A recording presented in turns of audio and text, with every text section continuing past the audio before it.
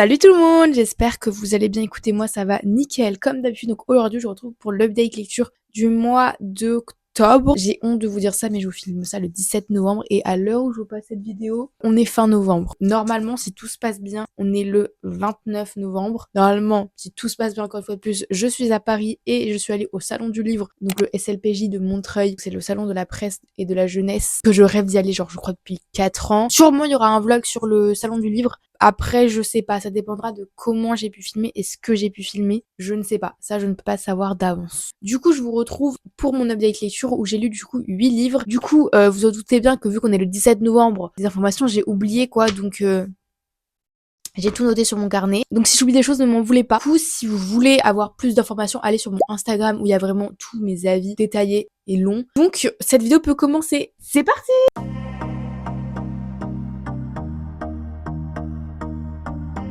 Donc, petite information de début. Déjà, c'est que c'est beaucoup de livres ou c'est des suites de sagas. Donc, très franchement, les suites de sagas, je vais pas vous faire des résumés parce que sinon, je vous spoil le livre. Donc, c'est clairement pas le but. Il y a certains livres où je vous ferai quand même des résumés parce que ces livres, ils en valent extrêmement le coup parce que c'est des auteurs français et qui ne sont pas assez vus sur les réseaux sociaux. Mais sinon, essayez de retrouver dans les updates lecture que j'ai fait. Si j'arrive à savoir lesquels c'est, je vous les mets juste là. Maintenant, on peut commencer cette update lecture après ce long blabla parce que j'ai comme fait 3 minutes 30 de blabla. Première lecture d'octobre. C'est la suite, enfin c'est le tome 0 de Nous les menteurs, et donc là c'est Famille de menteurs, de Hilocart aux éditions Pulp Fiction avec, vous voyez, le nouveau dos, et même ils ont fait une édition anniversaire, j'étais choquée quand j'ai vu ça. Du coup, moi j'ai les deux versions, genre la jaune et celle-ci. Et du coup, j'avoue, ça fait un peu bizarre dans la bibliothèque, mais on fera abstraction, vous inquiétez pas. Du coup, vu que c'est un tome 0 précaire, je vais pas trop vous en parler, enfin, ni de résumé. Juste, on y suit les parents de Cadence, enfin, les oncles et tantes de Cadence. Du coup, on passe tout de suite à mon avis. C'était un 3 étoiles, mais maintenant, en y réfléchissant, genre un mois plus tard, je sais pas pourquoi j'ai mis 3 étoiles, genre il vaudrait plus un 2,5, voire un 2 étoiles, parce que j'ai pas des bons souvenirs au final, mais bon. Je vais pas redescendre ma note parce que c'est un peu sadique. Parce qu'en soi, j'ai trouvé les personnages intéressants. On apprenait des choses sur le passé, sur la famille, etc. Mais j'ai trouvé que parfois, ils étaient indifférents à la douleur et à ce qui se passe. Et leur comportement face au deuil était extrêmement limite. Je vais vous expliquer. On peut être excusé de réagir comme ça quand on a un deuil, etc. Mais quand c'est des livres qui sont pour un public jeunesse, je trouve que parfois le message qui est passé est un peu limite, c'est mon avis. Après, ce qui était agréable, peut-être aussi pour ça que j'ai mis un 3 étoiles, je pense que c'est ça, c'est parce qu'il y a du suspense, on a envie de savoir ce qui va se passer, même si j'ai vu le truc venir à 10 km. L'intrigue est bien ficelée quand même, mais il y a aucune originalité, genre c'est très très similaire à Nous les menteurs. Donc en vrai, je sais pas pourquoi j'ai mis 3 étoiles, je n'aurais pas la réponse, j'ai oublié, vous voyez. Ensuite, lecture suivante, c'est un livre que j'attendais depuis un an, depuis que je l'avais lu au final, le tome 1. C'était la période parfaite pour lire en octobre, c'est Agence Perdido de Victor Dixon, le musée des effacés auditions Bayard Jeunesse. Donc c'est le tome 2 de Agence Perdido. Du coup, vu que c'est un tome 2, je vais pas vous faire un résumé du tome 2 parce que ça serait vous spoil du coup. Du coup, je vais vous faire un petit résumé rapide parce que vu que c'est un auteur français et que les auteurs français ne sont pas assez vus sur les réseaux sociaux, même si sur YouTube il est bien plus vu. Du coup, ici on suit Lucie le jour où sa mère disparaît mystérieusement et du coup elle est accueillie par sa tante et sa tante elle lui demande tous les jours d'aller voler au niveau du train et un jour elle va tomber sur un médaillon et elle va le ramener aux objets perdus. À ce moment-là, elle va rencontrer Rita Perdido et Rita Perdido va lui apprendre, attention c'est super drôle, dans un McDo, va lui apprendre, elle fait partie des derniers retrouveurs et que la disparition de sa mère serait peut-être liée à ses croque-mitaines qui se cachent et se terrent un peu partout. Elle va partir à la quête de sa mère et elle va être aidée par un ami qui s'appelle Jasper. Mais du coup ça c'est le résumé du tome 1. Au niveau de mon avis du coup du tome 2, c'était un 4 étoiles je crois de tête, c'était un bon livre, mais c'est vrai qu'au début quand j'ai écrit ma note et quand je l'ai fait, j'étais extrêmement déçue parce que je m'attendais à beaucoup mieux et à une suite incroyable. J'avais des high expectations et du coup j'étais un peu déçue sur le moment et après le temps est passé. Au final je me suis dit en fait ça va, il a répondu à mes attentes et je l'ai bien aimé. C'était trop bien parce qu'on y retrouve nos personnages genre Lucie, Jasper, Rita, et je vais pas dire les autres parce que ça se trouve je vous spoil, donc on va rien dire. Mais par contre j'ai eu un peu plus de mal avec Jasper, je sais pas pourquoi, il m'a un peu insupporté, mais après est-ce qu'on peut l'excuser avec ce qui se passe? Peut-être, je sais pas. J'ai réfléchi encore. Du coup, on retrouve l'univers incroyable de Victor Dixon qu'il a créé, des croque-mitaines et des oubliettes. J'ai oublié de dire dans le tome 1, mais l'histoire se passe dans des oubliettes, donc ça se passe un peu entre deux mondes, le monde réel et les oubliettes, où il y a les croque-mitaines, même si les croque-mitaines vont dans le monde réel. On se comprend. Il a une plume qui est assez incroyable, je trouve, parce qu'il s'adapte à un public jeunesse. Le livre, il est accessible aux 12 ans. Pour ce point-là, il est très fort parce que du coup, il est accessible jeunesse et jeune adulte voire adulte, qui a une plume qui est simple à comprendre mais assez mature et qui fait que c'est appréciable, genre on sent pas le côté jeunesse du livre. Ce livre, il m'a vraiment fait penser, moi petite qui avait peur des monstres qui pouvaient sortir de mon placard ou de sous mon lit, du coup je trouvais que ça faisait un petit rappel de jeunesse. Ensuite, j'ai lu, celui-là c'est une pépite, s'il vous plaît, vous devez le lire. D'ailleurs, je pense que je vais faire une vidéo consacrée à cette trilogie. Et celle-ci, je n'arrêterai pas cette propagande, ok? Parce que elle est pas assez vue sur les réseaux sociaux, c'est grave. Même sur YouTube, hein. C'est Angélion, donc c'est le tome 2 de Justine Tiffany, édité aux éditions Plume Blanche. À l'heure actuelle où je filme cette vidéo, je viens de finir le tome 3 de Angélion. Vous aurez mon avis du coup en décembre, lors de l'update lecture de novembre. J'ai envie de pleurer, je l'ai terminé, c'est grave.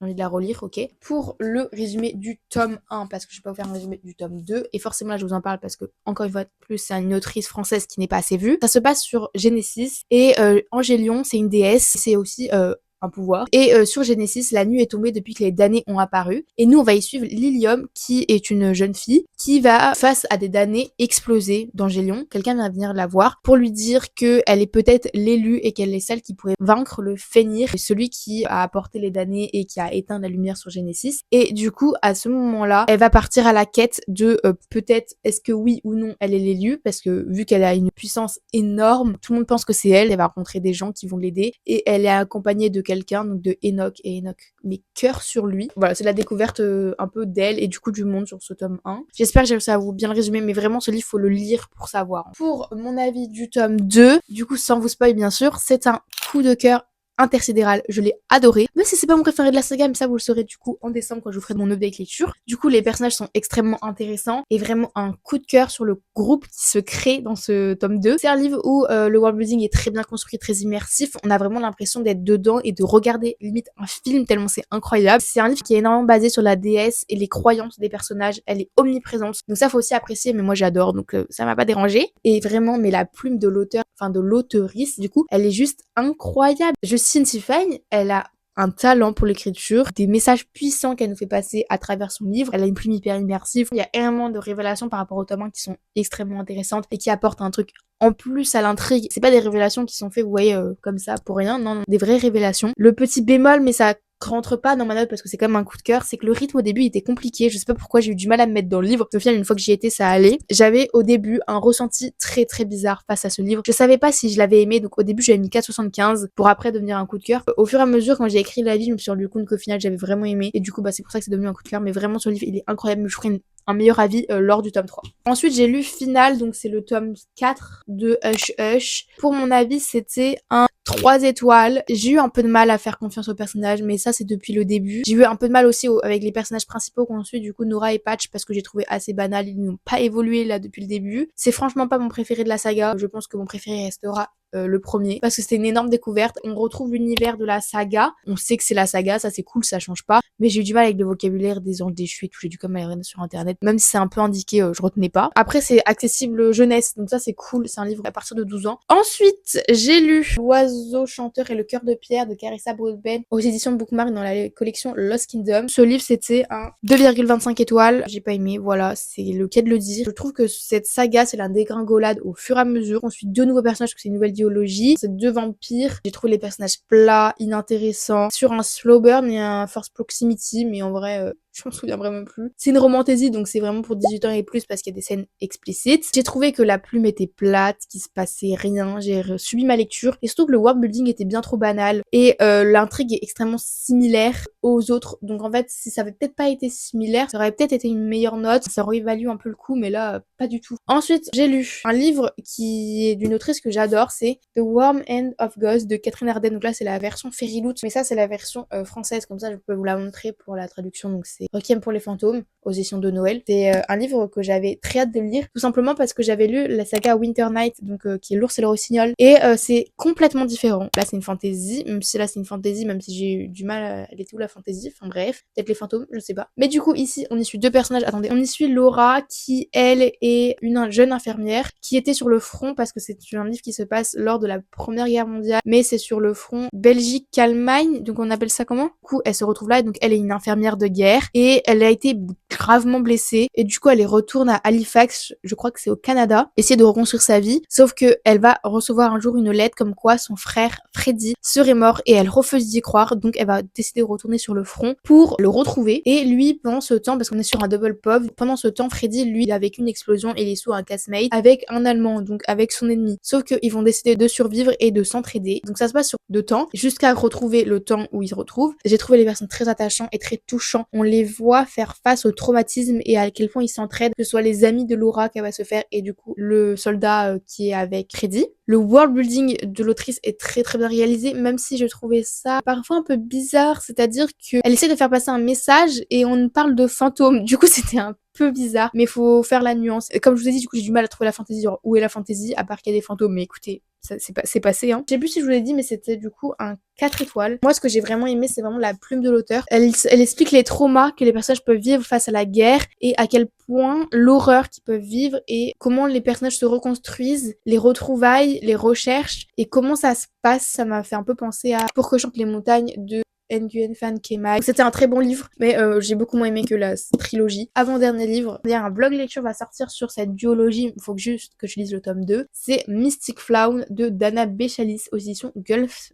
Oh, aux éditions Gulfstream. Dans ce livre, ça se passe à Nemarune et là-bas, il y a une guerre entre les royaumes et les continents lors de la découverte des armes qui sont des armures robotisées mobiles. Je vais de regarder parce que c'est super dur à dire. Ces armes-là cachent des secrets et nous, on va y suivre du coup Sage qui est un maître carte qui est porteur de la carte du Joker et de la mort et c'est très rare d'avoir ces cartes-là. Enfin, c'est le seul à l'avoir d'ailleurs. Et du coup, il est recherché par tout le continent parce que il pourrait être l'arme pour avoir le pouvoir sur le royaume. Il a une identité caché et il va changer d'identité régulièrement, il va changer d'endroit régulièrement pour pas qu'on le reconnaisse. On va y suivre du coup aussi Diba qui elle est une émotionnelle et qui a du mal à gérer ses émotions et quand ses émotions explosent, elle peut détruire tout ce qu'il y a autour d'elle, donc c'est une énorme menace. Donc ils se rencontrent dans une académie et c'est là où ils vont apprendre à se connaître et à s'entraider. Du coup ce livre c'était un coup de cœur. Bref, c'était un livre incroyable. Les personnages ils sont intéressants mais hyper attachant. On est sur un double pov, encore une fois de plus. Les personnages, ils sont originaux, genre on n'a pas l'habitude de voir des maîtres d'arcade. Après, j'ai jamais lu de livre comme ça. Ou une émotionnelle. Les personnages sont tellement ressemblants actuellement dans tous les livres, et là, mais pas du tout, donc quel bonheur. Le world building est très bien construit, il est très immersif, avec des robots. Moi, je lis pas beaucoup de livres avec des robots, donc j'ai beaucoup aimé. L'autrice, elle a une plume déjà qui est addictive et qui permet de nous transporter dans son univers très facilement. Donc c'est un livre pour jeunes adultes qui est accessible 14-15 ans, vous voyez, qui me fait dire que c'était un peu compliqué. C'était peut-être le world building au début qui était très dense. C'est vrai que j'ai pris énormément de temps à le lire. J'ai pris le temps pour ne pas rater d'informations. Je pense que si je le relisais, je vais en découvrir encore. C'est un livre vraiment qui est à relire, tout comme Angélion d'ailleurs. Donc j'ai pris mon temps, j'ai pas voulu rater trop d'informations, mais c'est très dense au début, mais il faut s'accrocher et après ça en vaut vraiment le coup. Et dernier livre que j'ai lu, c'était pour un vlog lecture, enfin 2 vlogs lecture d'ailleurs qui sont déjà postés, donc ça vaut la hype. Et les livres à lire en automne, c'est de Pumpkin Spice Café de Laurie Gilmore. Donc là, moi j'ai la version VO, mais elle existe aux éditions HarperCollins en français, donc sous le titre Le Pumpkin Spice Café. Un petit résumé, du coup, on y suit Janice, sa tante. Elle a eu le Pumpkin Spice Café dans la petite ville de Derry Harbor et elle doit reprendre les rênes et lui redonner vie, entre guillemets, à ce café. Et il est très attendu parce que les villageois, on n'est pas au loup-garou Louane. Les habitants de cette ville ont très hâte qu'il réouvre et c'était un peu un endroit où tout le monde se retrouve pour boire un café, etc. Elle était dans un travail qui ne lui plaisait pas, donc elle saute sur l'occasion pour réouvrir ce café. Et on y suit du coup Logan, on va dire un agriculteur, enfin il travaille dans une ferme, un personnage un peu grumpy, jusqu'à qu'il y ait du coup Janice qui arrive et qu'il ait un peu une illumination et qu'il change. Vous avez compris, c'est de la romance. C'était un 3 étoiles. Vous allez voir, mon avis, c'est compliqué, mais bref. Les personnages sont sympas, même si j'ai eu un peu plus de mal avec Janice. Je vais pas vous cacher que j'ai eu vraiment de mal. Et Logan, je l'ai juste apprécié parce que il aime les animaux. Oui. Je ne rigole pas en disant ça. Mais j'ai bien aimé par contre les personnages secondaires, je trouvais qu'ils étaient sympas. Voilà, super. Préférez les personnages secondaires aux personnages principaux. Ça vaut très bien. Du coup, on est sur une trope Grumpy X Sunshine. Moi, ce qui m'a fait donner du coup 3 étoiles, l'ambiance du livre. Donc déjà parce que j'ai lu en automne, donc c'était pile le bon moment. Mais aussi parce que c'est cosy et c'est en small town, donc à Dream Harbor. L'ambiance que tout le monde connaît tout le monde. Et ça, j'aime trop en fait. Donc ça me permet de me dire que c'est un 3 étoiles. Parce que sinon, l'intrigue était bien trop simple. Après, il y a 350 pages, donc vous imaginez bien que ça va très vite. Et en plus, elle était mais beaucoup trop spicy pour moi. Mais vraiment beaucoup trop, genre j'ai pas aimé. Voilà du coup pour ces 8 livres lus ce mois-ci. En vrai, j'ai eu un bon bilan, j'ai eu des coups de cœur, ça s'est très longtemps que j'avais pas eu de coup de cœur, donc je suis trop contente. Vous avez lu l'un de ces livres, dites-moi ça dans les commentaires. Si vous avez aimé cette vidéo, n'hésitez pas à la liker, à vous abonner, à me suivre aussi sur mes réseaux sociaux qui sont TikTok et Instagram, qui est pareil qu'ici, louer ses livres. Et sur ce, je vous dis à la prochaine pour une prochaine vidéo. Salut! Attendez, je dois poser mes livres. Parce que la caméra est trop loin.